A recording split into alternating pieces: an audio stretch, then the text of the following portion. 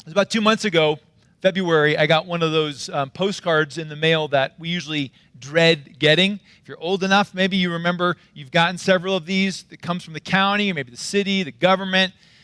A postcard that says, "You have been summoned to fulfill your civic duty to serve on a jury of your peers and oversee a case." And when you get those, they always tell you to call in the night before. Just, maybe you won't have to go in, and you say your prayers, you cross your fingers, whatever you believe in, like, please, Lord, not me. But I called in, and sure enough, my number was called. I missed the cutoff by 6 people. I was like, this must be meant to be. So I go in to Douglas County the next morning, and I go into the jury room and do all the things that they asked me to do. I fill out the questionnaires, asking me all about all my views about everything. Then the attorneys and the judges, they all look at that. And then they select who they want to be on the jury, and then they line you up. And I got called, and I got put in this line of 25 people, all in a specific order. I think I was around number 22. I was trying to read into that. What does that mean? Maybe I answered the questionnaire right. I don't know. But we walk into the courtroom, and the first 12 people in the line, they go into the jury box. The rest of us sit in the gallery until the jury is selected and we could be dismissed. And I found the process really fascinating. I fully engaged in it. I was trying to learn from it. I was trying to, I believe it's a privilege that we have in our country to be able to serve like this. And so here I was listening, and one of the things that stood out to me was the prosecuting attorney. Before he even selected the jury, he went over again and again the whole idea of beyond a reasonable doubt.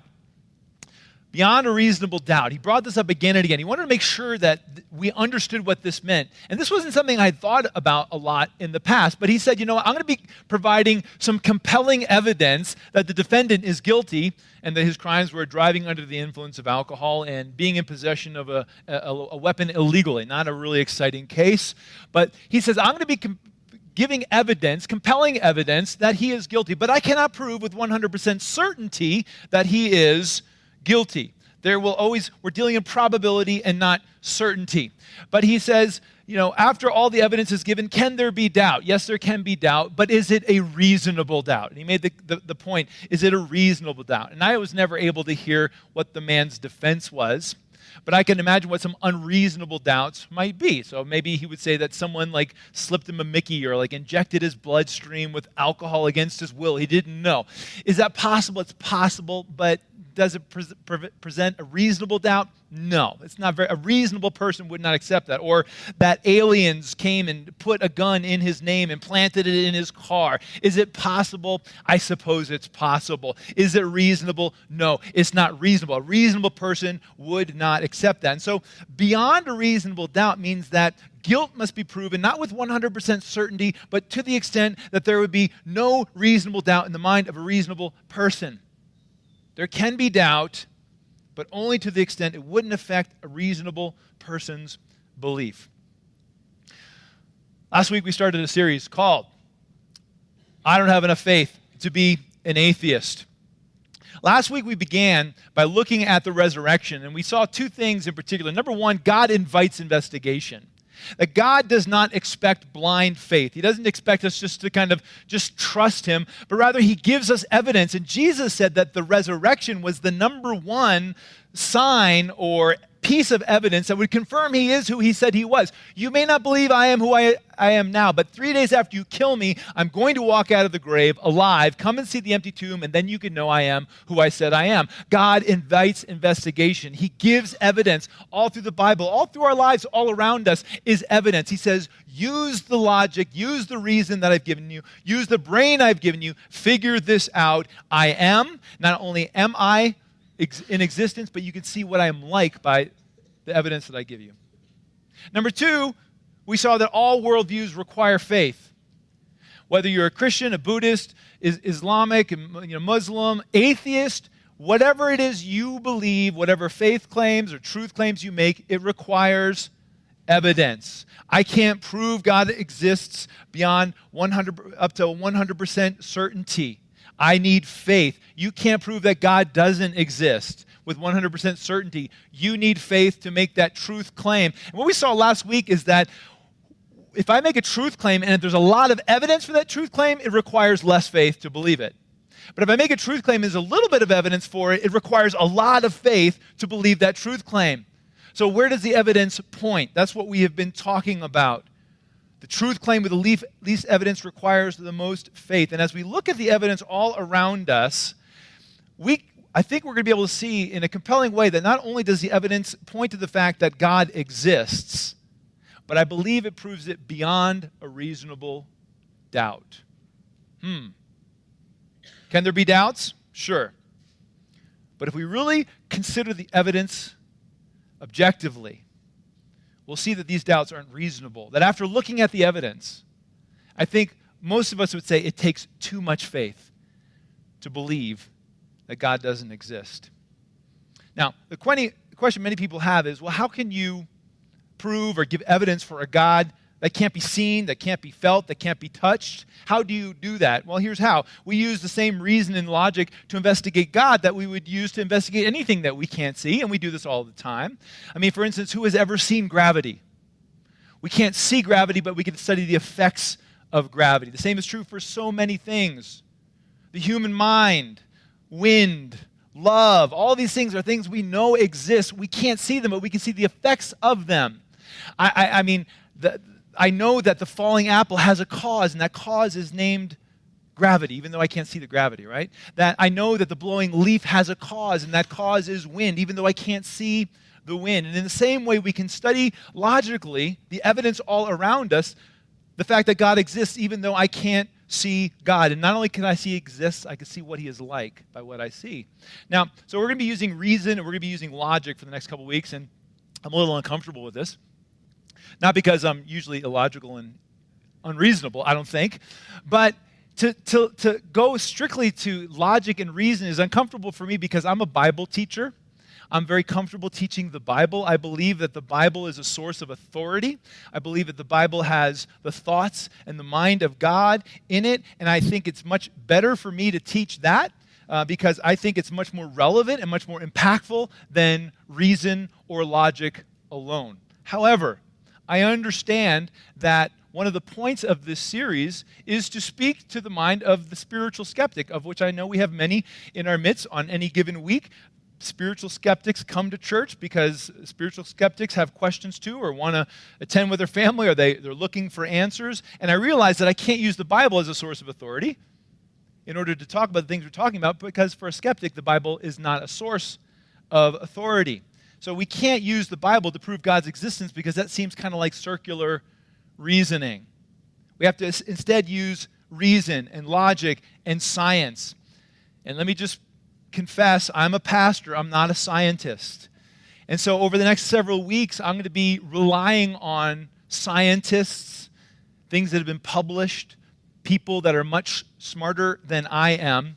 And as I mentioned the last week, the main source I'm going to be using is a book by Norm Geisler and Frank Turek called I Don't Have Enough Faith to Be an Atheist, the same title we're using for our series. I highly recommend this book to you. It is probably the best single volume I have found on evidence for the existence of God and what God is like. It's very scientific, but it's still accessible. And I'm going to be referencing it without referencing it as we go through this series, or I'll quote from it by quoting from it. But I'm only going to be scratching the surface of many of the arguments that they make. And so if this just whets your appetite, let me really encourage you to get that book. It's in audio format as well. You could listen to it in your car. But let me encourage you to read it. So we're going to be giving some evidence. I know some of you are going to love this. You're going to lean in. Others of you are going to be like, this is so boring. But I know that there's so many here today that came to faith with the kind of evidence we're going to be talking about today. So I think it's really important that we talk about it, especially even for those who are already believers. We need to know these things, not only to gird up our own faith, but so that we're able to, as Peter said in 1 Peter 3:15, give an answer for what we believe. So what scientific evidence is there for the existence of God? How could we say that we know God exists beyond a reasonable doubt? Well, to start with, let's go back to the very beginning, before there was a Bible, before there was a resurrection, before there was even a planet called Earth. Let's go back to the very beginning of the universe itself. How did it begin? Where did it come from? What was the cause of the universe? Well, the Bible begins with the words, in the beginning, God created the heavens and the earth. One of the most simple but most profound statements ever written. Those words are powerful. In the beginning, God created the heavens and the earth. Is there evidence to support that? Well, let's begin with what is called the cosmological argument. The cosmological argument is basically just asking the question, how could everything come from nothing? Throughout history, thinkers and philosophers, many of them believed that the universe that we live in is static, that it has always existed, that it's eternal. But that thinking was seriously challenged 100 years ago, in the year 1916, exactly 100 years ago, is when Albert Einstein published his theory of general relativity. Now, even if I was smart enough to describe it, I wouldn't describe it here because I don't understand Einstein's theory of general relativity, but I do understand some of the implications, and so did he, which is why when he published it, it bothered him, it irritated him. He didn't like the implications of what his theory was saying, because if his theory was right, the universe was not constant, it was not eternal, but it actually had a beginning.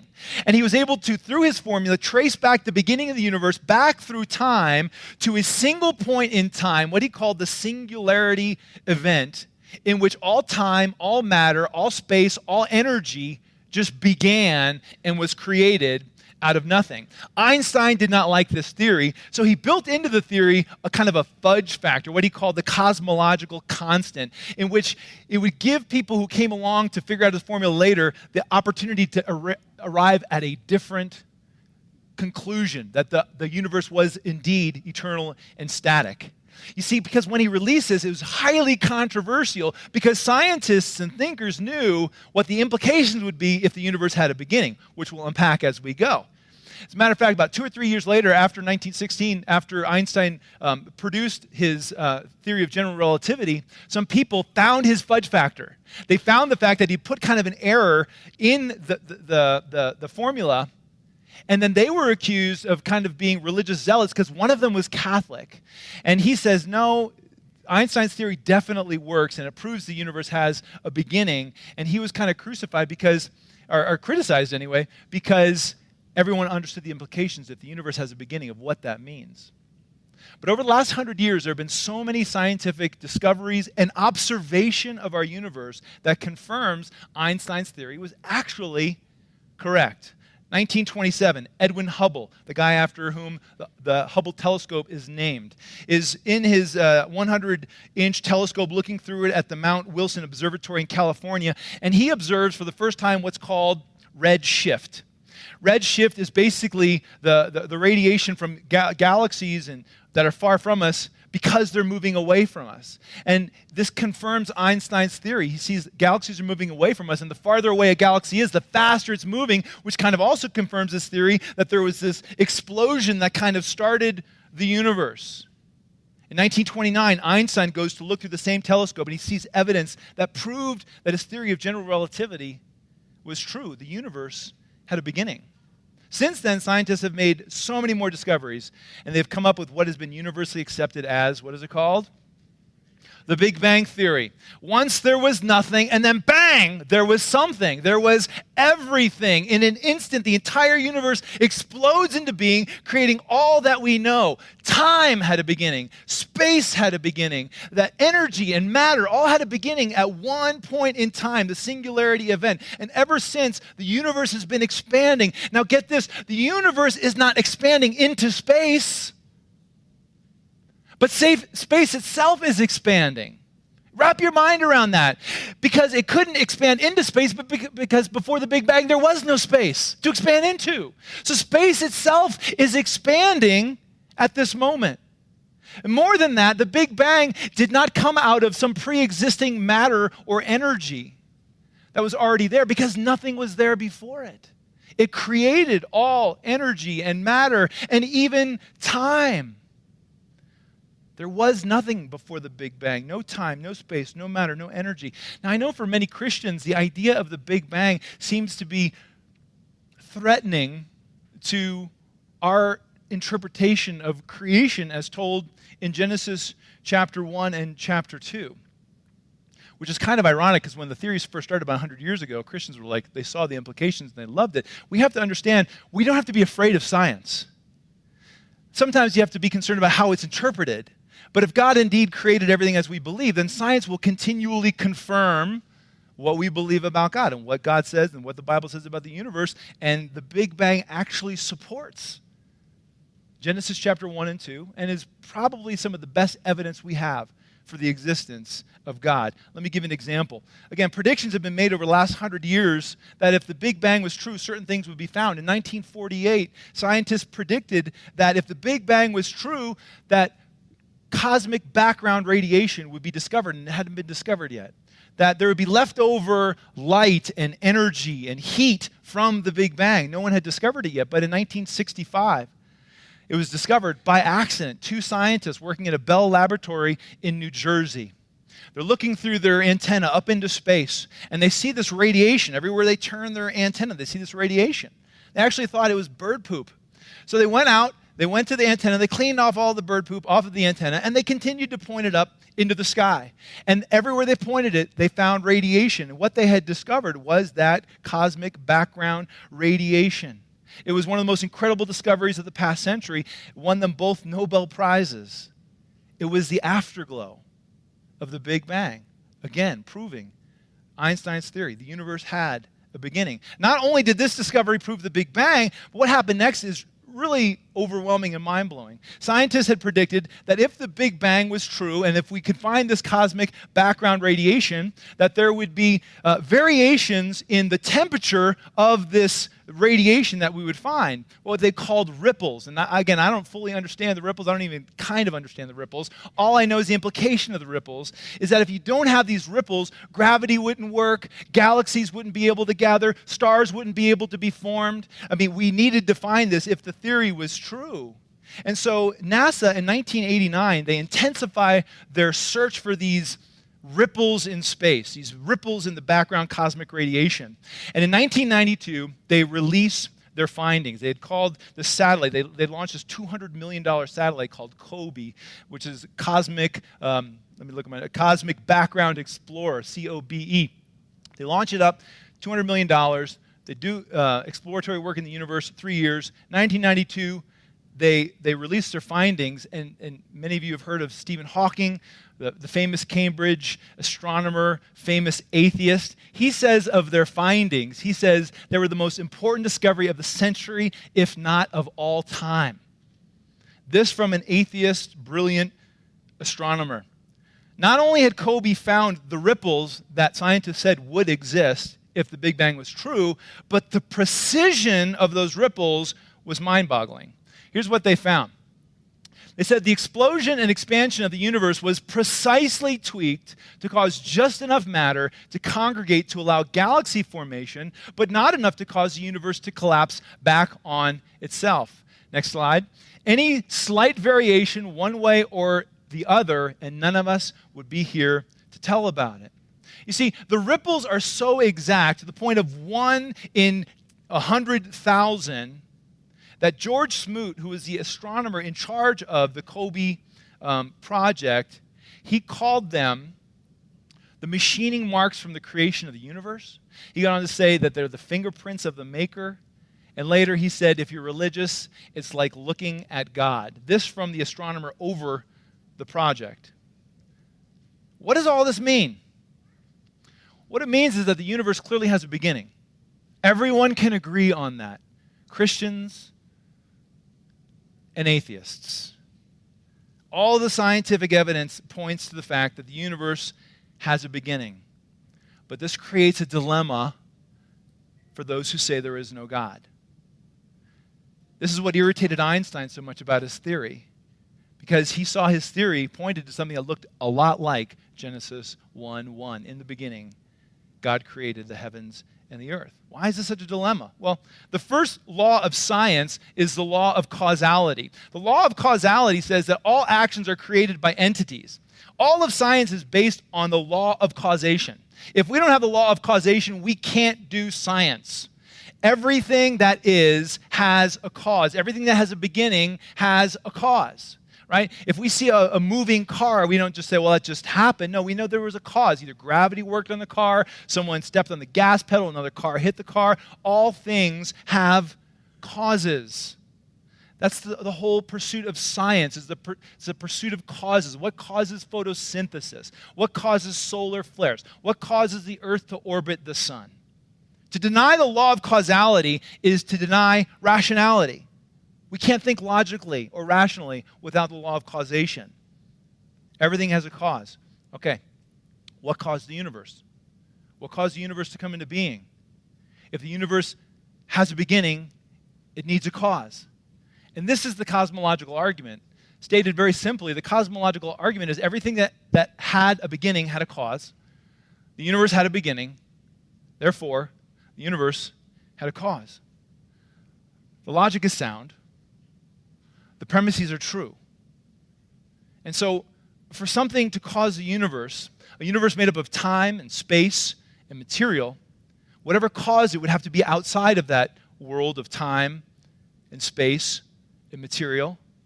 It would have to be something supernatural, outside of the natural world and natural forces. Now, many spiritual skeptics want to know why. Why can't natural forces have created the universe? Why couldn't they have caused the universe? And that's a great question, but it's impossible because there were no natural forces before the Big Bang. There was no time, there was no space, there was no matter, there was no energy before the singularity event.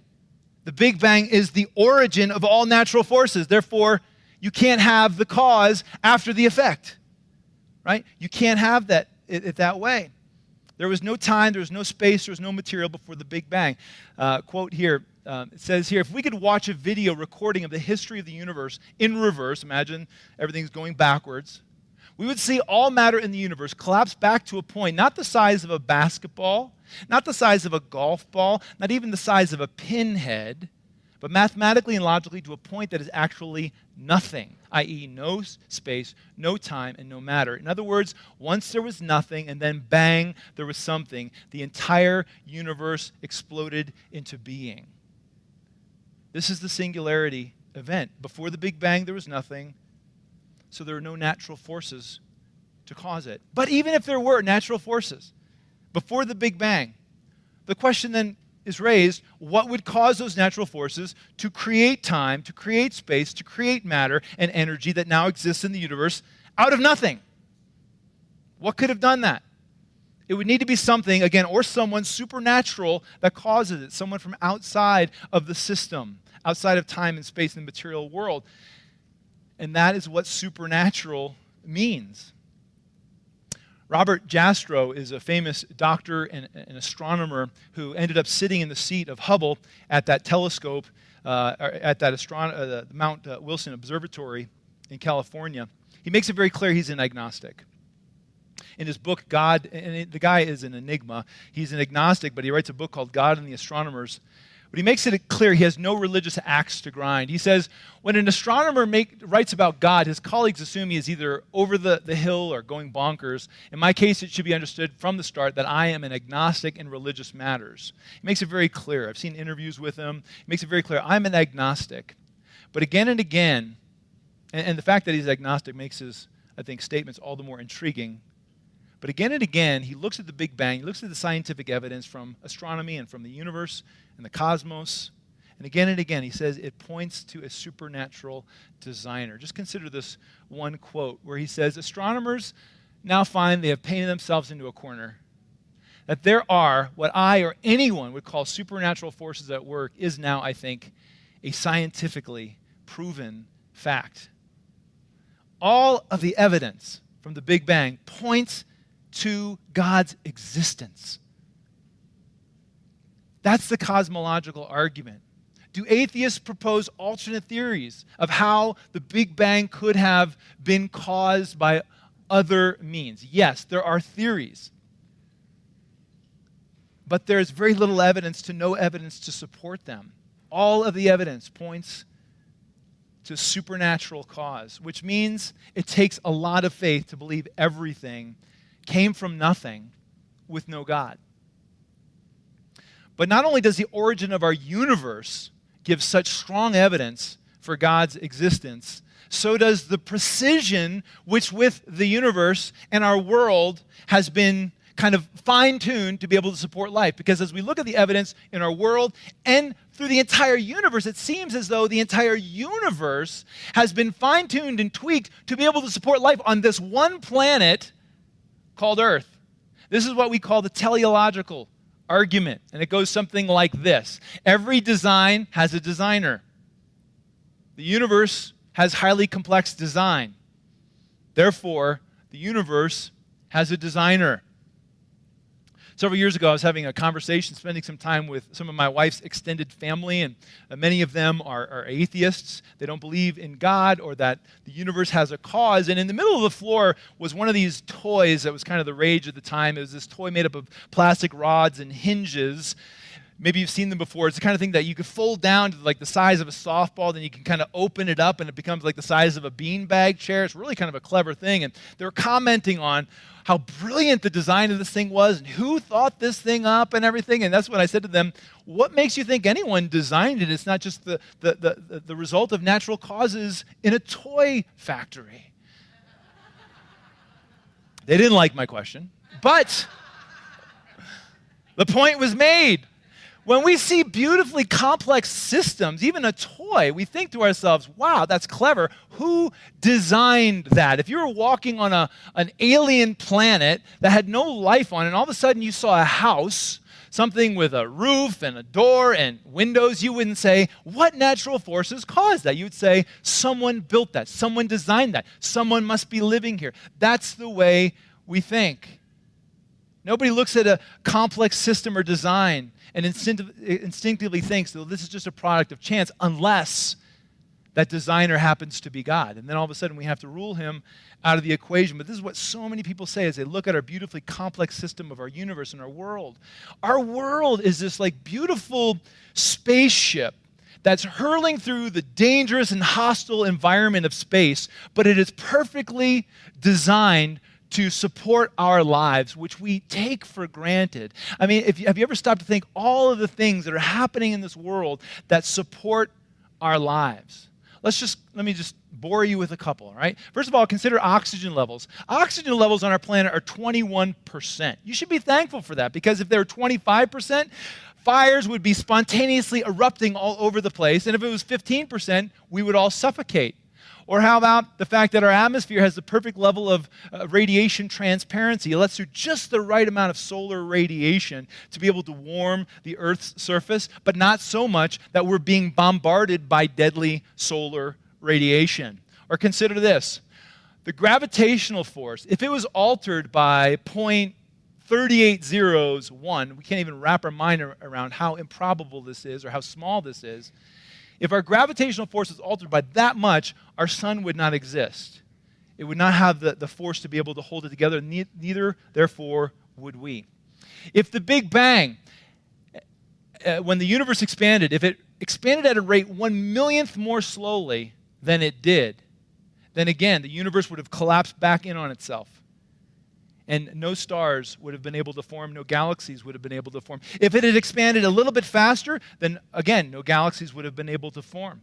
If Jupiter were not in its current orbit, the Earth would be bombarded with space material. Jupiter acts, because of its gravitational pull, acts as like a cosmic solar system vacuum cleaner. It sucks in all of the comets and the asteroids that might otherwise strike our planet and wipe out life. It's as if someone put it there for our benefit. If the rotation of the Earth took longer than 24 hours, certain places would get more heat, and the other side would get too much cold. We would have way too much contrast in temperatures to be able to support life. Or consider how our Earth is currently on an orbit tilted at 23.4 degrees that gives us the ability to have 4 seasons. Again, if that is changed in any way significantly, the temperatures on our planet would be too extreme to support life. I mean, depending on who's counting, there are well over 100 of these variables on our planet that support life, and in our universe that support life on our planet. And they're all interrelated, which means you change one, you change all of them. All of them are functioning together. And if you take one out, life is no longer possible. You need all of them together to sustain life. So what are the odds that all of these things happen on one planet to be able to sustain life. What are the chances it happened by chance? Well, Hugh Ross, an astrophysicist, ran the calculations. And he said, assuming that we have this many planets in our universe, that's 10 to the 22nd power planets, that's a lot of planets, he began to run the numbers and all the variables to see what were the chances that one planet could have all the systems to support life just purely based on chance. And his answer is shocking. He found that it is one chance in 10 to the 138th power that it could just happen randomly. That's a big number. One chance in 10 to the 138th power. Let's try to wrap our minds around this number. It's estimated that there is 10 to the 70th power atoms in our universe. So you've got a much better odd just selecting a predetermined atom in our universe than you do coming close to this number. Or consider Powerball. How many of you like Powerball and think you have good odds when you play? I'm not talking like state lottery. I'm talking like the Powerball gets like $200 billion and your chances are like nearly impossible. Those odds are 1 in 292 million. That seems pretty reasonable compared to what we're looking at in this number. I've read that statisticians say that once you get to 10 to the 50th power, you're talking relative impossibility. In other words, what they would say, once you get to 10 to the 50th power, the probability is so low that it shouldn't even be mentioned in a rational, reasonable argument. We're so far above that, and yet rational, reasonable people are saying it happened by chance. But the evidence doesn't support it. The cosmological argument and the teleological argument give us evidence beyond a reasonable doubt that God not only started it all in a big bang, but he finally tuned it all to be able to support and sustain life on this little planet called Earth. But the evidence doesn't only tell us that God is, it also tells us what he's like. And the Bible says this in Romans chapter 1, verse 20, for since the creation of the world, God's invisible qualities, his eternal power and divine nature have been clearly seen. How do we see God's nature, his character? Being understood from what has been made. We can understand God by looking at what has been made. So what kind of a God is he? Well, if he created the universe out of nothing, he must be unimaginably powerful. And if he was able to so finely tune and tweak the universe to be able to sustain life, he must be supremely intelligent. If he created time and space from outside of time and space, he must be self-existent and above time and infinite. And if he made the decision to create all these things and ultimately to create human life, as we'll see next week, he must be personal. He's not just a force, an impersonal force that is in all things, but he is someone that we can know. Someone with a name, someone who wants relationship with us. These characteristics, all of them, are perfectly in line with the characteristics that we read in the Bible, but we didn't come to them through the Bible. We came through them through the evidence and through science. David wrote in Psalm chapter 19, verse 1, the heavens declare the glory of God. The skies proclaim the work of his hand. And indeed, it's true. But I know the skeptics will be quick to ask a very good question. And this question is bound to come up. It has to come up. It's probably already on many of your minds that, okay, if the universe has a cause, then God needs a cause, right? Who made God? And I get that question. I understand that question. I've wrestled with that question. It makes my brain hurt to think of that question. On the surface, the question makes sense, but in the end, God doesn't need a cause. Let's go back to the law of causality. All things that have a beginning must have a cause. God exists outside of time, therefore God always has been, therefore God doesn't need a cause. If something started, if something was designed, it has to have a cause, a creator, a designer.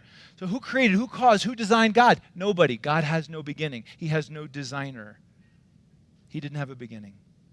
God is outside of time, outside of space, outside the material world. He is the one who created time and space and the material world and all of the energy. So he is clearly not bound by those natural forces. Well, then someone can very easily say, fine, that's a cop-out. You get your eternal God with no cause, I get my eternal universe with no cause. we'll call it a stalemate. And I say, that's fine. You can do that. You can say, you know what, I'm going to believe that the universe has no beginning, the universe has no cause, but you're going to have to do that against all of the scientific evidence with no support whatsoever, which means you're going to have an awful lot of faith. In the end, we're left with two choices on how everything came into being. Either no one created everything out of nothing and finally tuned everything to be able to support life to 1 chance in 10 to the 138th power. No one did that. Or someone created everything out of nothing. If we step back from our biases and our agendas, which seems more reasonable? Nothing created something, or someone created something? All the evidence points to a beginning of the universe, a universe that is so finely tuned, so intricately designed, it shouts of a designer, shouts of a creator. According to the overwhelming evidence, we could say beyond a reasonable doubt, there is a God. Next week, we're going to continue to look at proof for God's existence as we look at life itself. I hope you'll be with us. Let me pray. Our Father, thank you for not only being, but for revealing yourself, for giving us evidence. Thank you for that moment in time, or outside of time, when you spoke a word and all that is came to be. We stand in awe of your power, of your intelligence, of your heart, of your desire that despite all that you are, you care enough that we know who you are and that you love us. May we worship you as the God who deserves all of our worship. In Jesus' name, amen.